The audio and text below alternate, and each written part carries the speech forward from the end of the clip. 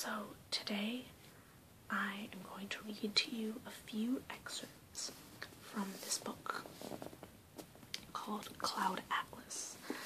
Now, some of you who aren't familiar with the book may have at least heard of, if not seen, the movie Cloud Atlas, which is, from what I've read in the book so far, a very good rendition. I admittedly watched the movie and then picked up the book, finding out afterwards that it had been a book first, and I've read about halfway through it. That being said, it's something that I'm kind of in love with, and it's funny. Those of you who watch more of my videos know my love affair with Nabokov, and the review right in the first page, it references Nabokov. It says Mitchell's exuberant Nabokovian delight in wordplay. So it's like, it kind of makes sense why I like it so much, because I mean he does have an interesting sort of wordplay, and he's very good at using different voices, which is a big thing for this book, because it is actually 6 different stories in one. And it's 6 different stories from 6 different time periods. So the first one is, I believe, late 1800s, around the time that, back when slavery was kind of still a big thing. But there were still a few people who were coming up who were anti-slavery, so kind of in those times, 1800s. And the next story is the early 1900s of, in Europe, a guy who wants to be a composer. The one after that is in the US, is sort of a mystery, I guess, and of, a young journalist who's sort of exploring, I don't want to get too deep into it, but she's basically a journalist who is in the process of, I guess, solving a mystery. And the one after that is present day, is of a publisher who gets put into a nursing home kind of against his will and trying to get out and stuff like that. And the one after that is a little bit difficult to explain in a few sentences because it takes place in the future, and it's in a sort of utopian future. It comes across as very utopian, but then also utopian in almost a kind of Big Brother way, where everyone's happy and, doing their thing, but that's because they're kind of told to be, and they're, very much brainwashed, and, one character's process of becoming unbrainwashed, and then there's the dystopian future that takes place beyond the utopian future, which, I mean, that there already lets you know that everything's gonna fall apart. But it's interestingly told because it's sort of, well, bookended. So it starts off with, 1800s story, the first half of it, the first half of the 1900s story, the first half of the, I think it's like 1970s story, the first half of the present day story, the first half of the utopian future story, the entire dystopian future story, then it goes backwards. The end of the utopian future, the end of the present day, the end of the 70s, the end of the early 1900s, and then the end of the 1800s story. So both, the beginning and end are the same story, and it's very interestingly done like that, which the movie did not do. The movie sort of took it as snippets from each story, and each story sort of going in progression, so you got all of the endings at the same time, which was interesting. It kind of changed things a little bit, but yeah. And all of the stories are connected in a couple ways. For example, and this is gonna get a bit spoilery, but not too much. Like, you're not gonna know how everything ends, you know. But basically, the main character in each has like a sort of comic tattoo on their back. Well, not tattoo, a birthmark, rather.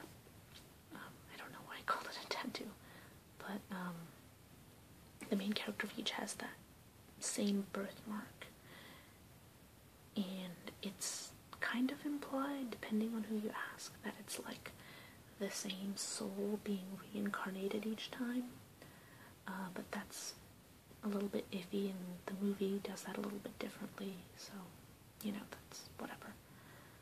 And also that in each story gets read by the character in the next story. So, for example, the first one is written out like a man's journal, and in the next story, the character references finding that journal and starting to read through it. And, you know, like, the journal's been published, and so he finds it as a book and reads through it. And the second one is a series of letters. And in the third story, you see the guy who all these letters are being written to, and so on and so forth. So, I'm going to flip through and read the beginning part to each of these. It won't be super spoilery, but because it's just going to be the beginning part of each. It'll be kind of a bit of jumping around, and it gets a little bit harder to follow for the last few, because the future and all that. They've sort of designed a lot of their own language, especially for the dystopian future one, is kind of going to be difficult for me to read, but we'll see how things go. And, another thing, should you decide that you want to read the book, highly recommend the audiobook if you're into audiobooks, because they actually picked out a different person to read each story. So the story written by, this first one, the Pacific Journal of Adam Ewing, that has one person reading it, and then once you go on to the next story, which is Letters from Zettelheim, it switches to a new speaker. So, you can tell by listening when the story has changed. And also they picked out the person reading it, they picked out the voice to the story very well. They have very different moods, considering, each story is kind of a different genre. Like this one's, the journal of a man on a ship. The next one is, letters a man is writing to his lover while he's away. And then, the next one's like a mystery. And then the next one, the present day one, is kind of more comedic. So it's interesting. It's almost like they're completely different novels nested in each other. And they all have different speakers. And this writer, David Mitchell, did a very good job at being, very descriptive in the same sorts of ways, but still having different voices and different ways of speaking in each one. And honestly, it's incredible. Highly recommended. Reading, audiobook if you do that. At the very least, movie. I honestly don't know why this movie didn't do better, didn't get more press. Especially considering, you see the popularity of something like Inception back then. I figured this would have some pretty big popularity, but it kind of didn't. It had a little bit of, surge when it first came out and kind of fizzled, but, and, there were some big name actors in there. There was Hanks, Halle Berry, the actor whose name I forget, was like Jim Sturgis or Sturgeon or something like that. That guy is in it. Really good acting, really well put together, but honestly just the concept and how well it's written is like my favorite thing. So anyway, let's get on with it. The Pacific Journal of Adam Ewing. Thursday, 7th November. Beyond the Indian hamlet, upon a forlorn strand, I happened on a trail of recent footprints. Through rotting kelp, sea, coconuts, and bamboo, the tracks led me to their maker, a white man, his trousers and pea jacket rolled up, sporting a kempt beard and an outsized beaver, shoveling and sifting the cindery sand with a teaspoon so intently that he noticed me only after I had hailed him from 10 yards away. Thus it was I made the acquaintance of Dr. Henry Goose, surgeon to the London nobility. His nationality was no surprise. If there be any eyrie so desolate or isle so remote that one may there resort unchallenged by an Englishman, 'tis not down on any map I ever saw. Had the doctor misplaced anything on the dismal shore? Could I render assistance? Dr. Goose shook his head, nodded loose his kerchief, and displayed its contents with clear pride. Teeth, sir, are the enamelled grails of the quest in hand. In days gone by, this Arcadian strand was a cannibal's banqueting hall, yes, where the strong engorged themselves on the weak. The teeth they spat out as you or I would expel cherry stones. But these base molars, sir, shall be transmuted to gold, and how? An artisan of Piccadilly who fashions denture sets for the nobility pays handsomely for human gnashers. Do you know the price a £1/4 will earn, sir? I confessed I did not. Nor shall I enlighten you, sir, for 'tis a professional secret. Come on. He tapped his nose. Mr. Ewing, are you acquainted with Marchioness Grace of Mayfair? No. The better for you, for she is a corpse in petticoats. 5 years have passed since this harridan besmirched my name, yes, with imputations that resulted in my being blackballed from society. Dr. Goose looked out to sea. My peregrinations began in that darkest hour. I expressed sympathy with the doctor's plight. Thank you, sir. I thank you. But these ivories, he shook his kerchief, are my angels of redemption. Permit me to elucidate. The Marchioness wears dental fixtures fashioned by the aforementioned doctor. Next Yuletide, just as that scented she-donkey is addressing her ambassador's ball, I, Henry Goose, yes, I, shall arise and declare to one and all that our hostess masticates with cannibals' gnashers. Sir Hubert will challenge me, predictably. Furnish your evidence, that boar shall roar, or grant me satisfaction. I shall declare. Evidence, Sir Hubert? Why, I gathered your mother's teeth myself from the spittoon of the South Pacific. Here, sir, here are some of their fellows.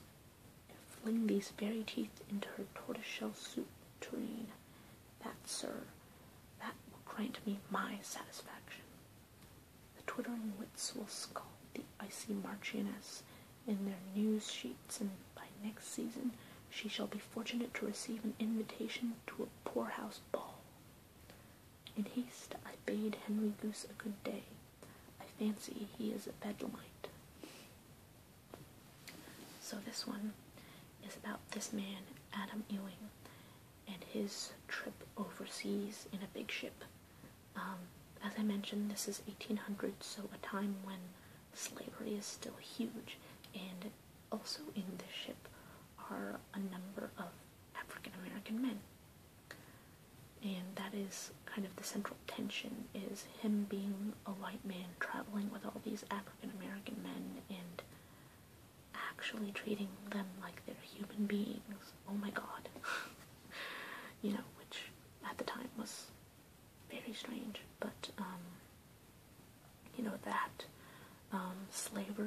is brought up quite a bit. And, you know, him traveling back home to his love. I don't know if they're married already. I think they're planning on getting married. But that, I believe this doctor that he introduces is also on the ship. Kind of an interesting character. But, I think that's all that I will say of that for right now. Like I mentioned, I don't want to spoil things too much. Next is Letters from Zettelheim. These are written like letters, all written to the same man. This I'm going to butcher. But Chateau Zettelheim, Neerbeek, West Vlaanderen, 29th, 6th, 1931. And these are addressed to Sixsmith. I don't remember the name of the guy who but he signs off at the end, sincerely, RF. So I will just call him RF, unless this tells me another name for him. Sixsmith. Dreamt I stood in a china shop so crowded from floor to far-off ceiling with shelves of porcelain, antiquities, etc., that moving a muscle would cause several to fall and smash to bits. Exactly what happened, but instead of a crashing noise, an august chord rang out, half cello, half celeste. D major? Held for 4 beats. My wrist knocked a Ning vase affair off its pedestal. E flat, whole string, section, glorious, transcendent, angels wept. Deliberately now, smashed a figurine of an ox for the next note, then a milkmaid, then Saturday's Child. Orgy of shrapnel filled the air, divine harmonies my head. Ah, such music. Glimpsed my father, totting up the smashed item's value, nib flashing, but had to keep the music coming. Knew I'd become the greatest composer of this century if I could only make this music mine. A monstrous laughing cavalier flung against the wall, set off a thumping battery of percussion. Woke in my imperial western suite, Tam Brewster's collectors nearly knocking my door down and much commotion from my corridor. Hadn't even waited until I'd shaved, breathtaking vulgarity of these ruffians. Had no choice but to exit swiftly via the bathroom window before the brouhaha summoned the manager to discover that the young gentleman at room 237 had no means of settling his now hefty balance. Escape was not hitchless, sorry to report. Drain pipe ripped free of its mounting with noise of a brutalized violin, and down, down, down tumbled your old chum. Right buttock one hellish bruise. Minor miracle I didn't shatter my spine or impale myself on railings. Learn from this Sixsmith. When insolvent, pack minimally with a valise tough enough to be thrown onto a London pavement from a first or second floor window. Insist on hotel rooms no higher. Hid in a tea room tucked into a sooty nook of Victoria Station, trying to transcribe the music from the China Shop of Dreams. Couldn't get beyond a measly 2 bars. Would have walked into Tam Brew's arms just to have that music back again. Miserable spirits. Laboring types surrounded me with bad teeth, parrot voices, and unfounded optimism. Sobering to think how one accursed night of baccarat can alter a man's social standing so irreversibly. Those shop workers, cabbies, and tradesmen had more half-crowns and 3-penny bits squirreled away in their sour Stepney mattresses than I, son of an ecclesiastical, somebody can claim. Had a view of an alley, downtrodden scavengers hurtling by like demi-semiquavers in Beethoven Allegro. Afraid of him? No, I'm afraid of being one. What value are education, breeding, and talent if one doesn't have a pot to piss in? I think I'm gonna stop that there. It's a pretty good place to stop because he kind of begins to ramble about something from then on out, and I can't read the first full letter because that's another, few pages. But that kind of gives you an idea of what this character is like, and him being so different from the last. Adam Ewing was very, observant and, writing this is what happened and this is what other people are saying, whereas this RF is very opinionated and very passionate. He is, as you can see, a composer. And in this story, he gets work with a very famous old composer and is very excited about it and is writing back to his dear friend and I believe also his lover, Sixsmith. I believe it's Rufus Sixsmith.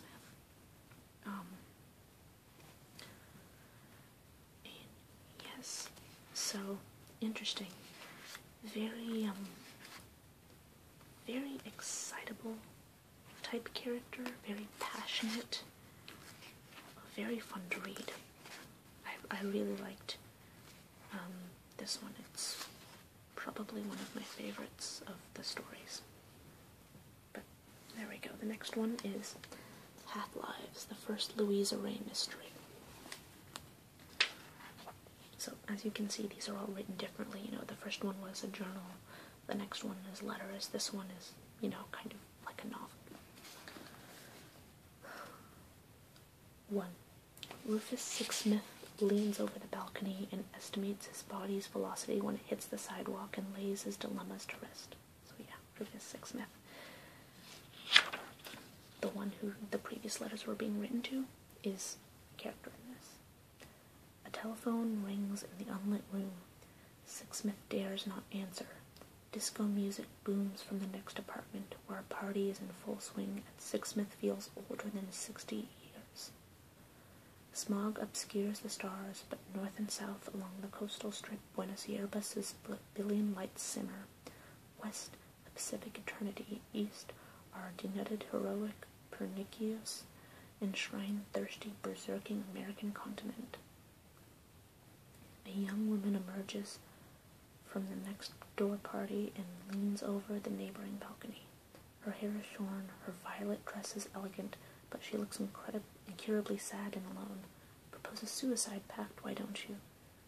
Sixsmith isn't serious, and he isn't going to jump either, not if an ember of humor still glows.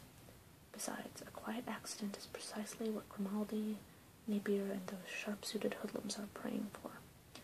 Sixsmith shuffles inside and pours himself another generous vermouth from his absent host's minibar, dips his hands in the icebox, then wipes his face. Go out somewhere and phone Megan. She's your only friend left. He knows he won't. You can't drag her into this lethal mess. The disco thump pulses in his temples, but it's a borrowed apartment, and he judges it unwise to complain. Buenos Aires isn't Cambridge. Anyway, you're in hiding. The breeze slams the balcony door, and in fear, Sixsmith smells half his vermouth. No, you old fool, it wasn't a gunshot. He mops up the spillage with a kitchen towel, turns on the TV with the sound down low, and trawls for the channels for MASH. It's on somewhere, just have to keep looking. I'm gonna read chapter 2 because this is where they introduce the actual main character. Louisa Ray hears a clunk from the neighboring balcony. Hello? Nobody. Her stomach warns her to set down her tonic water. It was the bathroom you needed, not fresh air. But she can't face weaving back through the party, and anyway, there's no time. Down the side of the building she heaves, once, twice, a vision of greasy chicken, and a third time. That, she wipes her eyes, is the third foulest thing you've ever done. She slooshes her mouth out, spits residue into a flower pot behind a screen.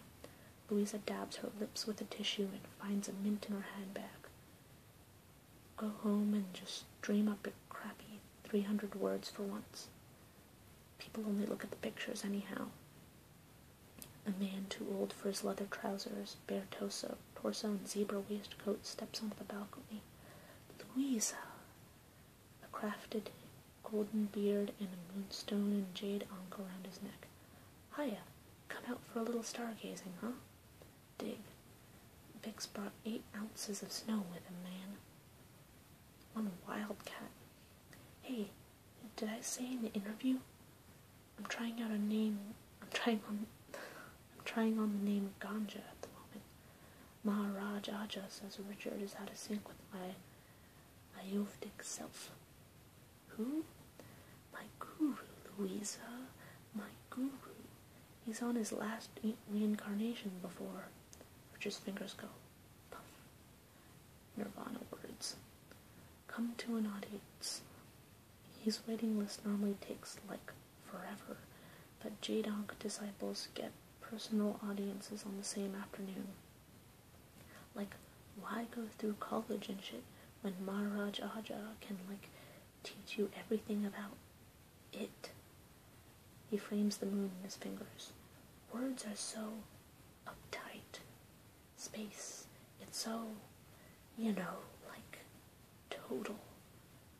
Smoke some weed? Acapulco Gold. Got it off the Bix. He edges nearer. Say, Lou, let's get high after the party. Alone together. My place. Dig? You could get very exclusive interview. I may even write you a song and put it on my next LP. I'll pass. The minor league rock musician narrows his eyes. Unlucky time of the month, huh? How's next week? I thought all you media chicks are on the pill, like, forever. Does Bix sell you your pickup lines, too? He sniggers. Hey, has that cat been telling you things? Richard, just so there's no uncertainty, I'd rather jump off this balcony than sleep with you any time of the month. I really would. Whoa. His hand jerks back as if stung. Picky. Who do you think you are? Like Joni fucking Mitchell? You're only a fucking gossip columnist in a magazine that, like, no one ever reads. So,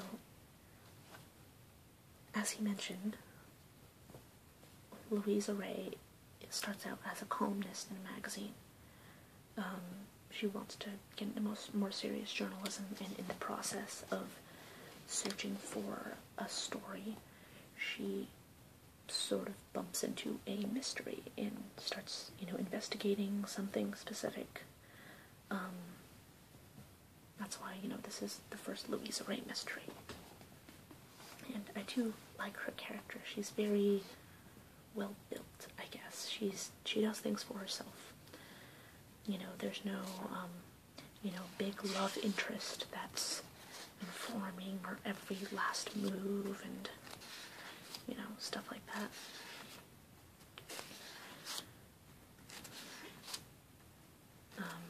Let me see. And I don't want to say too much more about that, because, especially since this is a mystery, I don't want to spoil a thing about this story in particular.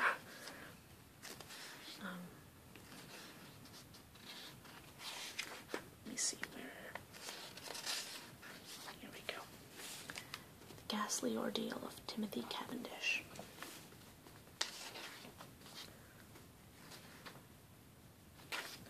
One bright dusk, 6 summers ago, I strolled around Greenwich Avenue of mature chestnuts and mock oranges in a state of grace. Those Regency residences number among London's costliest properties, but should you ever inherit one, dear reader, sell it, don't live in it. Houses like these secrete some dark sorcery that transform their owners into fruitcakes. One such victim, an ex-chief of Rhodesian police, had on the evening in question written me a check as rotund as himself to edit and print his autobiography. My state of grace was thanks in part to this check, and in part to a 1983 chalice from the Durzoi Vineyard, a magic potion that dissolves our myriad tragedies into mere misunderstandings. A trio of teenettes dressed like prostitute Barbie approached, drift-netting the width of the pavement. I stepped to the road to avoid collision, but as we drew level, they tore wrappers off their lurid ice lilies and just dropped them. My sense of well-being was utterly V2'd. I mean, we were level with the bin. Timothy Tim Cavendish, the disguised citizen, exclaimed to the offenders, "You know, you should pick those up." I snorted. "What you gonna do about it?" Glanced off my back. "Ruddy she-apes. I have no intention of doing anything about it," I remarked over my shoulder. "I merely said that you—" My knees buckled and the pavement cracked my neck, shaking loose an early memory of a tricycle accident before pain erased everything but pain. A sharp knee squashed my face into leaf mold. I tasted blood. My 60-something wrist was winched back through 90 degrees of agony, and my Ingersoll solar was unclasped. I recall a pick and mix of obscenities, ancient and modern, but before my muggers could filch my wallet, the chimes of an ice cream van playing "The Girls from Ipanema" scattered my assailants, like vampiresses the minute before dawn. "And you didn't report them? You dolt." Madame X sprinkled synthetic sugar over her breakfast bran the next morning. "Phone the police, for Christ's sake. What are you waiting for? The trail will go cold." Alas, I had already amplified the truth and told her my muggers were 5 louts with swastikas shaved on their skulls. How could I now file a report saying 3 prepubescent lollipop girls had bested me so effortlessly? The boys in blue would have choked on their penguin biscuits. No, my assault was not added to our nation's wishfully fulfilled crime statistics.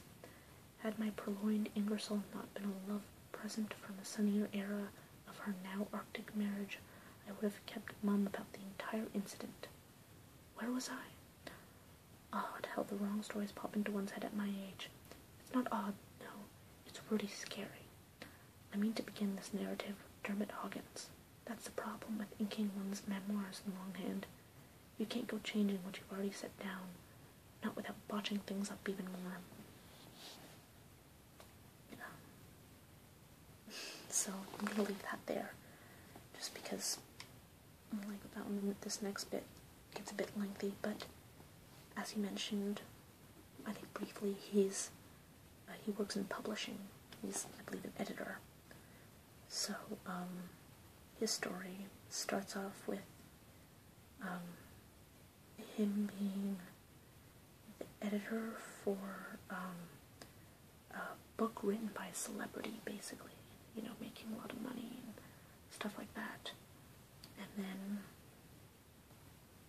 actually, no, I'm not going to tell you much more than that, because after that, what happens after that, the actual trouble he gets into and spends most of the book trying to fix, kind of comes as a surprise when you read it. And so, for those of you who do read it, I want that to be a surprise, but basically he's a rather old man, getting to the point of retirement in his career, and, you know, working in publishing, and it's, this one is quite funny. It's a little bit differently, I mean, you can already tell, you know, how this one was a little bit more humorous than the, you know, previous stories, but there you go. This next one is An Orison of Sonmi 451. I'm just going to read the first page of this and then sort of explain, because it's sort of done like an interview. So, on behalf of my ministry, thank you for agreeing to this final interview. Please remember, this isn't an interrogation or a trial. Your version of the truth is the only one that matters. Truth is singular. Its versions are mistruth. Good. Ordinarily, I begin by asking prisoners to recall their earliest memories to provide a context for corporocratic historians of the future. Fabricants have no earliest memories. Archivist. One 24-hour cycle in Papa Songs is indistinguishable from any other. Then why not describe this cycle? If you wish. A server is woken at hour 4:30 by stimulant in the airflow, then yellow up in our dorm room. After a minute in the hygiener and steamer, we put on fresh uniforms before filing into the restaurant. Our seer and aides gather us around Papa's plinth for matins. We recite the 6 catechisms, then our beloved logo man appears and delivers his sermon. At hour 5, we man our tellers around the hub, ready for the elevator to bring the new day's first consumers. For the following 19 hours, we greet diners, input orders, tray foods, vend drinks, upstock condiments, wipe tables, and bin garbage. Vespers follow the cleaning, then we imbibe one soap sack in the dorm room. That is a blueprint of every unvarying day. So, let's see. Oh, there we go. I'll read a little bit further. You have no rests. Only purebloods are entitled to rests, archivist. For fabricants, rests would be an act of time theft. Until curfew at hour 0, every minute must be devoted to the service and enrichment of Papa Song. Do servers, unattended servers, never wonder about life outside your dome, or did you believe your dinery was the whole cosmos? Oh, our intelligence is not so crude that we cannot conceive of an outside. Remember, at Matins, Papa Song shows us pictures of Zultation and Hawaii and ad TV and streams images of cosmology beyond our surfery. Moreover, we know both diners and the food we serve comes from a place, not in the dome. But it is true, we rarely wonder about life on the surface. Additionally, soap contains amnesiads designed to deaden curiosity. What about your sense of time? Of the future? Papa Song announces the passing hours to the diners, so I noticed the time of day dimly, yes. Also, we were aware of passing years by annual stars added to our collars, and by the star sermons on New Year's matins. We only had one long-term future, exaltation. Could you describe this annual star sermon ceremony? After matins on first day, Seer Reed would pin a star on every server's collar. The elevator then took those lucky 12-starred sisters for conveyance to Papa Song's ark. For the sisters, it's a momentous occasion. For the remainder, one of acute envy. Later, we saw smiling Sonmis, Yunas, Maludas, and Hwasuns on 3D as they embarked for Hawaii, arrived at exaltation, and finally were transformed into consumers with soul rings. Our ex-sisters praised Papa Song's kindness and exhorted us to repair our investment diligently. We marveled at their boutiques, malls, dineries, jade seas, rose skies, wildflowers, lace, cottages, butterflies, but we could not name these marvels. I'm going to stop here because then they start getting into plot, but, yes, so it's a little bit strange, but basically she is what's called a fabricant. So she is a person who is kind of a slave, not quite a robot or anything, but they're very much brainwashed using these chemicals to only think and act in certain ways. And after a period of time, they go to what is called exaltation, which is supposed to be something that they look forward to, and it's said to be like a sort of paradise, basically. So that is all she knows.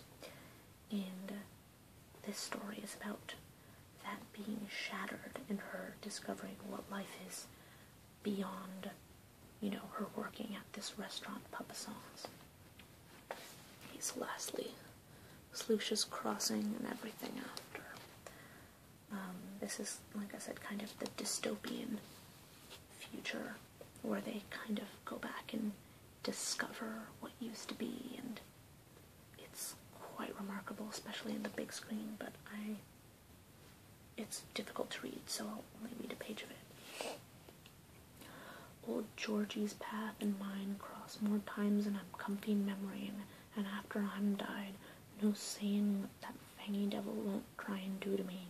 So give me some mutton, and I'll tell you about our first meeting.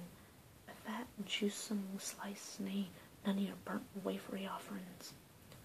Adam, my bro, and Padme was trekking back from Honoka Market on miry roads with a busted cart axle and draggly clothes. Evening catched us up early, so we tented out on the southerly bank of Sluicia's Crossing, 'cause the Wapo River was furying with the days of hard rain and swollen by a spring tide. Sluicia's was friendsome ground, though marshy. No one lived in the Wapo Valley except for a million birds. That's why we didn't come to or tent or poke cart or nothing. Pa sent me hunting for tinder and firewood while he and Adam tented up. Now I got a tiresome whole spew that day 'cause I ate a gamey dog leg in the Honoka, and I was squatting in thicket of ironwood trees up gulch when a sudden wise eyes on me. I felt them. "Who's there?" I called, and the mufflin Fernie swallowed my voice. "Oh, a darky spot you're in, my boy," murmured the mufflin Fernie. "Name yourself," I shouted, though not so loud. "I got my blade, I have." Right about my head someone whispered, "Name yourself, boy. Is it exactly the brave or exactly the cowardly?" Up I looked, and sure enough, there was old Georgie cross-legged on a rotten ironwood tree, slywise grinning in his hungry eyes. This is really hard to read. I'll just leave it at that, but basically, yeah, it's like very foresty, almost, I guess, tribal seeming, sort of post-apocalyptic universe, and it's, like I said, him discovering the wonders of the past utopia that used to be, kind of, yeah, he's kind of in a tribal type land, but I believe there are people around who live in more, I guess, civilized areas. But this is what the main character is. He's played by Tom Hanks in this, who does an amazing job. But the speech is a kind of weird cross between, I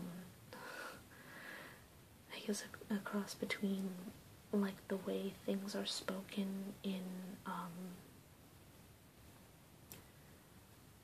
like A Clockwork Orange, and the way, like, the specific accent that, I can't remember what to call the accent, but it's the accent Hagrid has in the Harry Potter series. But, yeah, sort of cross between those two, which I find really interesting. But it's easier, when you're reading it than when you're listening to it, because when you read it, you can sort of, there are all the apostrophes, and you can piece things together easily, like, when it says juice some, a fat juice some slice, you can tell, like, juice some probably just means juicy, like a fat juicy slice of beef. But yeah, that's the last section of it. Like I said, it goes, that one is full beginning to end, and then it mentions the ending of each story in reverse order down the line. So, yeah, this is going to be a really long video, so I'm going to end here. If any of you guys made it this far, I really appreciate it, and I mean, if you're going to watch a 45-minute video, you're probably pretty interested in this, so, hey, you should get the book, or read it at least. I don't know, get the audiobook, get the book, pick it up from the library, at least watch the movie, because you've just sat through this very long video of me talking about it, so, yeah.